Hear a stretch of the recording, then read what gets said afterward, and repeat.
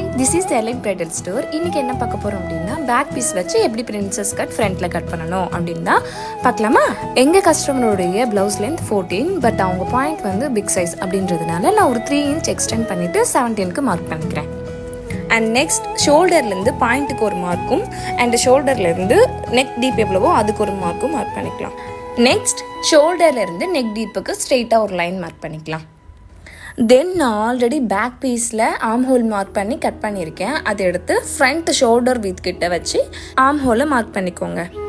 Next arm whole மார்க்கிங்லேருந்து point வரைக்கும் கிராஸாக ஒரு லைன் மார்க் பண்ணிக்கோங்க. பிரின்சஸ் கட்டோடைய வித் 3.5 எடுத்திருக்கேன். பட் நான் ஊப்பட்டி ஐப்பட்டி அதுக்கு ஒரு 1/4 inch அண்ட் பிரின்சஸ் கட்டோடைய மார்க்கிங்கில் ஒரு 1/4 inch விட்டுட்டு மார்க் பண்ணிக்கிறேன். நெக்ஸ்ட் இப்போது ஃப்ரண்ட் பாடி எப்படி கட் பண்ணலாம் அப்படின்றது பார்க்கலாம். நான் ஆல்ரெடி பிரின்சஸ் கட்டோடைய கட்டிங் எடுத்து வச்சுட்டேன். இப்போது பேக் பீஸில் பிரின்சஸ் கட்டோடைய சைட் போர்ஷன் மார்க் பண்ணிக்கலாம். கஸ்டமருடைய பாயிண்ட் வந்து 10, ஸோ 10 மார்க் பண்ணிக்கிறேன். அதிலிருந்து 2 inch கேப் விட்டு ஒரு மார்க்கிங் பண்ணிக்கலாம்.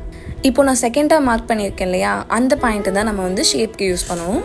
நெக்ஸ்ட் இப்போது நான் காமிச்சிருக்கிறது வந்து பேக் பீஸில் வந்து நான் மார்க்கிங் பண்ணியிருக்கேன். நீங்கள் இதையே வந்து கட்டிங் எடுக்கக்கூடாது. அதுக்கு பதிலாக வேறு ஒரு லைனிங்கில் தான் நீங்கள் வந்து ஃப்ரண்ட் பீஸை வந்து கட் பண்ணணும். அதனால் நம்ம கட் பண்ணும்போது கீழே வந்து ஒரு 2 inch எக்ஸ்ட்ராவாக மார்க் பண்ணி கட் பண்ணிக்கோங்க. இன்றைக்கி வீடியோ யூஸ்ஃபுல்லாக இருக்கா அப்படின்னு சொல்லிட்டு கமெண்ட் பண்ணுங்கள். டாடா.